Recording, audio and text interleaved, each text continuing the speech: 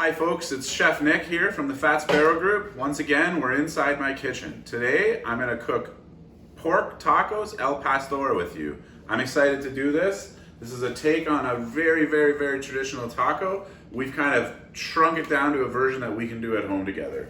So let's see what we've got. We've got arugula, some olive oil, we've got some of our queso duro blando, pineapple salsa, al pastor sauce, crema, Swayze Roadhouse salsa, I hope you get the joke, guacamole, lime, our lean ground pork,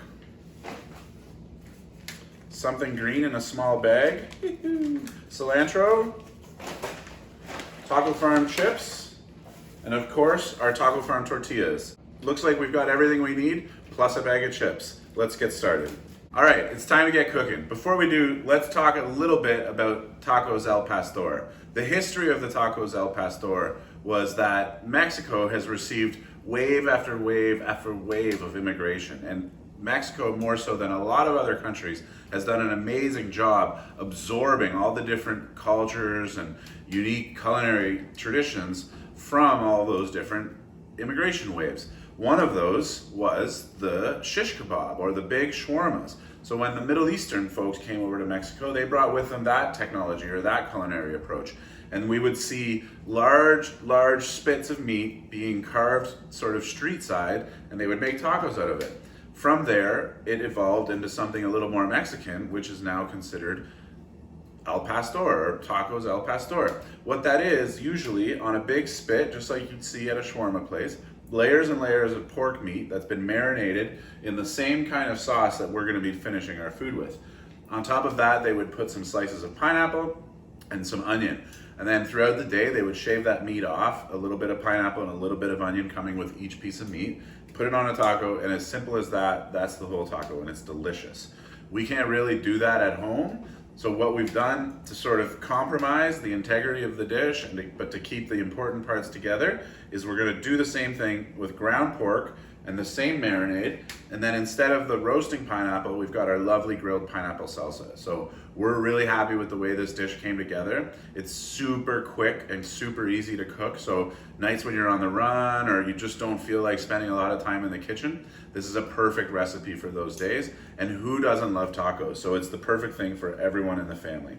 So once again, Old Faithful, my cast iron pan is good to go, nice and hot here. The cast iron, more so than even in most of my recipes, is the right choice this time, because it's gonna help us impart some of that sort of charred, smoky flavor that the pork would normally get sitting on the big spit. So the pan's nice and hot. I've got just a little bit of oil in there, and then we'll plop in our lean ground pork. So I'm gonna mix that around a little bit, and then I'll just kind of let it sear and let it cook. I don't actually want to over mix this because I don't want to end up with like really fine meat mixture. A few larger pieces of the pork kind of clumped together will be nice. We'll have those different textures. So I'm not going to overwork it the same way I would if I was making bolognese or something like that. So we'll just leave that for a few minutes. While my pork's cooking, I'm going to chop up a lime. That's really the only other bit of prep with this recipe. So nothing to get too stressed about, but we'll get the lime ready. In my opinion, which is humble at best, there's no taco that doesn't deserve a squeeze of fresh lime on it before you eat it. Now that my pork is nicely seared on one sort of side, I'm going to give it a bit of a stir and let it keep going. As you can kind of see, I'm being careful to not break the pork up too much. While my pork's browning, I'm going to put a little bit of oil on each tortilla. Now, you really only need the tiniest bit of oil.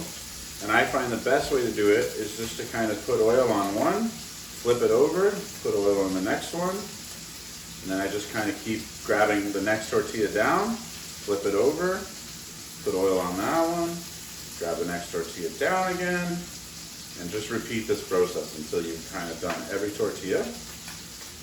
And then, once they're all done, I kind of take them and just shuffle them all around like a deck of cards. This will kind of smear the oil all over them all without getting my hands too grody and oily. And then the last thing we'll do is just add our al pastor sauce. So into the pan that goes. So now that that sauce is in there, I just want to kind of brown it off a little bit. And we activate all those flavors and just give them a chance to sort of deepen a little bit from their burning up a bit and to really, really blend into that pork nicely.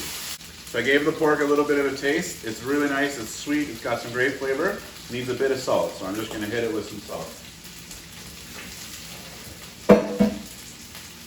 And that should do it. I'm gonna turn the heat off. And then I'm gonna put this into a bowl. Now the only remaining thing to do is to make our tortillas sort of come alive again. We bake these every day at the restaurant, but by the time they've cooled down, they really need some life put back into them. So a little bit of time on a cast iron pan. I've got that tiniest bit of oil on them. And the idea with that oil is it's just gonna help soften them. It's not gonna crisp it. We definitely don't want these things getting crisp. We just wanna put some life back into them. As soon as you see it sort of start to bubble, and you can just tell the texture is getting nice and sort of lively again, then those are ready to come off. I can smell the masa, I can smell the corn, it's just awesome. So I'm gonna basically fry these up one at a time, toast them up one at a time, and stack them. That way they won't lose their heat. If you have one of those cute little tortilla things that you see at some restaurants at home, that would be amazing. I do not. What I am gonna use is just an upside down bowl, and that'll keep them all hot. So all the hard work's done, it's time to build tacos. Tacos are meant to be eaten directly from the chef's hand or from you, the builder's hand. I do not recommend making a whole bunch of tacos and then sitting down to eat them. They just get cold. We're dealing with a barely warm tortilla, hot meat, and a bunch of cold toppings. So just build them and eat them. That's the way to do it. So I'm gonna take mine, build it the way I would wanna build it. I'm gonna start with a little bit of our crema or sour cream. I'm gonna put some arugula. Then I'm gonna put some of our lovely pork al pastor. A little bit of our grilled pineapple salsa. Some queso duro blando.